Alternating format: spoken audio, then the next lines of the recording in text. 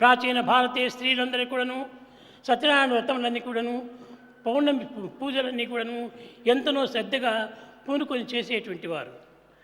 It was in those days that all women of this country performed the sacred ritual of Satyanarayana Puja every full moon day. ఆ సత్యనారాయణ ప్రసాదం భుజించిన తర్వాత ఈమెకు గర్భం నిలిచింది. After partaking this food, she could conceive.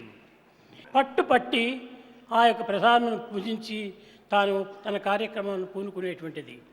She was determined to partake this prasadam and proceed ahead with household work thereafter. ఆమె ఒక అక్షరం కూడాను చదవలేదు. In fact, she was unlettered.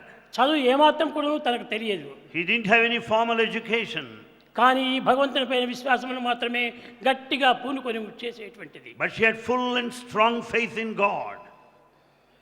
ఆ ప్రసాదం భుజించిన తర్వాతనే 7వ నెల లోపల సుబ్బమ్మ గారి ఇంటికి వచ్చి, అమ్మ, నేను ఇచ్చిన ప్రసాదం చేతనే నీ గర్భం నిలిచింది, నీవు పుట్టబోయేటువంటి కుమారుడు సత్యనారాయణ అని పేరు పెట్టు అని ప్రామిస్ తీసింది.